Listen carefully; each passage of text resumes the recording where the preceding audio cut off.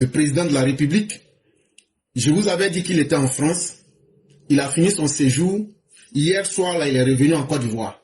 Le président Ouattara, j'avais dit à ceux qui voulaient faire des coups d'État qu'il était sorti. Il a passé plus d'une semaine. Vous n'avez pas pu faire votre coup d'État. Bon, il est revenu encore. C'est que pouvoir, là, ça ne vous plaît pas. C'est que vous n'avez pas envie de pouvoir. Mais ça, c'est pas moi mon problème. Maintenant, il est revenu. Quand il est revenu, là, pour lui dire bonne arrivée, là, c'est par le texte de Mère Blanc qu'on va commencer. Et donc, on écoute ce texte ici ensemble. Bonjour éclaireur pour vérité, bonjour à tous mes condisciples de la grande classe éclaireur pour vérité. Mais de quoi me parlez-vous? Pour vous, l'âge serait un handicap pour un chef? Je dis faux et archi faux. C'est pourquoi je me désolidarise de Gbagbo quand il proclame que après 75 ans d'âge, un président de la République devenait inutile. Comme pour dire qu'il y a un dysfonctionnement cognitif après 75 ans qui empêcherait un homme d'être efficace au sommet de l'État? Non, Babo.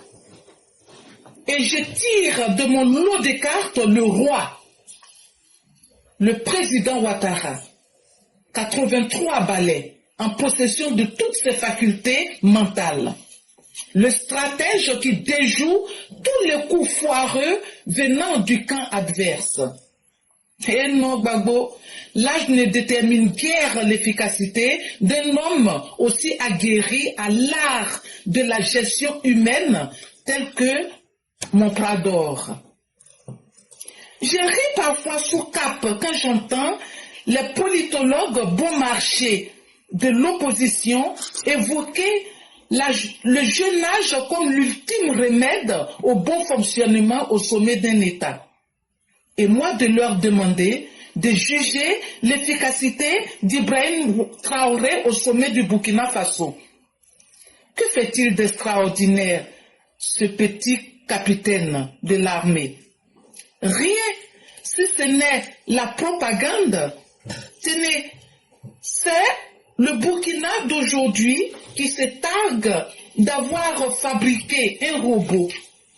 Sauf que le robot est de fabrication chinoise et on peut l'acquérir sur Amazon. La dernière, un tas de ferraille de récup à compartiment qu'il appelle abusivement un train.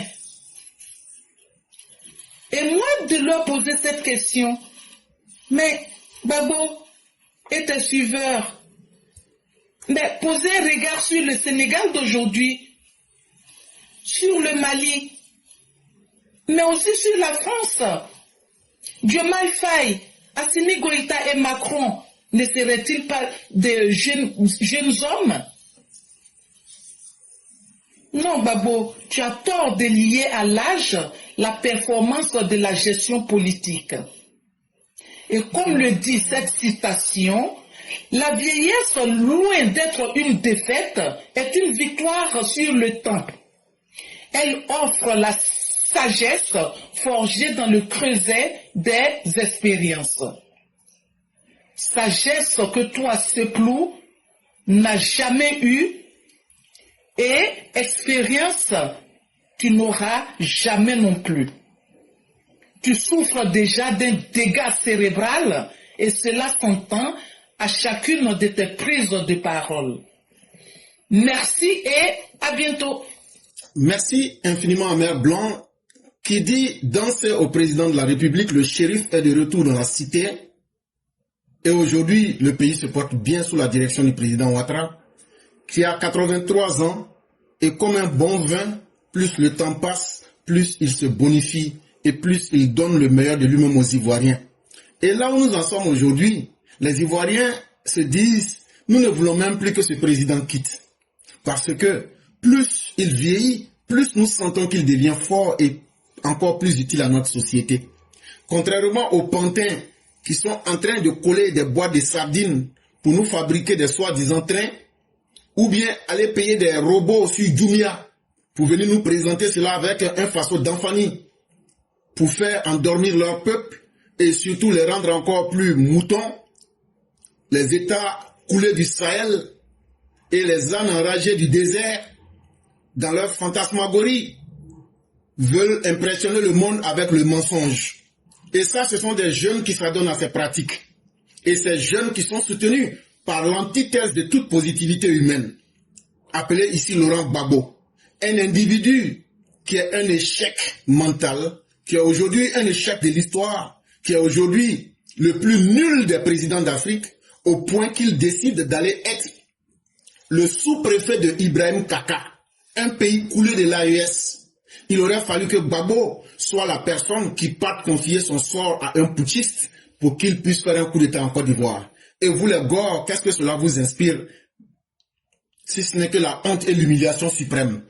Comment un Laurent Gbagbo, après avoir échoué en plus de 10 ans de gestion, c'est à un Ibrahim Kaka qu'il s'en va confier son sort pour venir faire un coup d'État. Il devient le sous-préfet de l'étranger, mais pas de n'importe quel étranger, d'un Bouki. Bouki, le mot Bouki qui signifie chien. Et donc, il devient le sous-préfet d'un chien. C'est pourquoi on vous appelle les chiens. Donc, vous voyez bien la corrélation. Et donc, ce Bouki prend son temps pour s'amuser avec son propre peuple et son intelligence. Tantôt, c'est un train fait en bois de sardines, un train qui ressemble lui-même à une papaye. Ou bien, c'est un robot bon marché payé sur Jumia qu'il présente au Burkinabé et qu'il met en façon d'enfanie. Et tout ça, Laurent Gbagbo devrait être très fier. Quand il sera prochainement invité dans l'AES, c'est dans ce train-là qu'il va circuler entre les pays de l'AES et le robot sera son majordome pour pouvoir le servir, lui, Laurent Gbagbo. Mais entre-temps, le vrai candidat de l'étranger et celui qui aura été la honte des Ivoiriens s'appelle bien Laurent Gbagbo. Vous comprenez? Vous comprenez? Donc quand on dit candidat de l'étranger, ça veut dire celui qui travaille pour les intérêts étrangers. C'est ça que ça veut dire. Ça veut pas dire que vous êtes étranger. Il n'y a pas un président plus que Gbagbo qui ait vendu la Côte d'Ivoire aux étrangers. Je vous donne des exemples. Monsieur Gbagbo, pendant la campagne électorale de 2010, Monsieur Gbagbo, le savez-vous, a reçu le soutien manifeste et concret de camarades du Parti socialiste français. On a vu M. Diaglang, au cours de la campagne électorale de Gbagbo, prendre la parole publiquement pour faire campagne pour Gbagbo. On a vu Christophe Cambadélis faire campagne pour Gbagbo. Ne parlons pas de Guy Laberty, qui a élu domicile au domicile de M. Gbagbo. Tous ceux-là sont des Français. Pire, la maison de communication qui a travaillé sur la stratégie de communication de M. Gbagbo, c'est bien Euro RSCG, n'est-ce pas? C'est une maison de communication française. Lui qui aime tant le panafricanisme, le chantre de l'africanité. Pourquoi c'est une maison de communication française prend-il pour faire sa campagne? Mais je ne m'arrête pas là. L'institut de sondage que M. Gbagbo a pris pour accompagner sa campagne, c'est la Sofres. Monsieur, vous savez bien que la Sofres est une société de sondage française. Alors que nos pays, nos États ont tellement d'instituts de sondage, pourquoi il allait chercher, comment on appelle, des instituts de sondage en France? Mais pour terminer, pour vous donner les preuves de ce qu'on dit est du mensonge, c'est de la propagande et de la désinformation, quand M. Gbagbo a voulu défendre donc le fait qu'il avait été élu et proclamé par le Conseil constitutionnel, quels sont les avocats qu'il a pris? Il a pris M. Vergès et M. Dumas, deux avocats français. N'y a-t-il pas d'avocats africains, ivoiriens, capables de le défendre?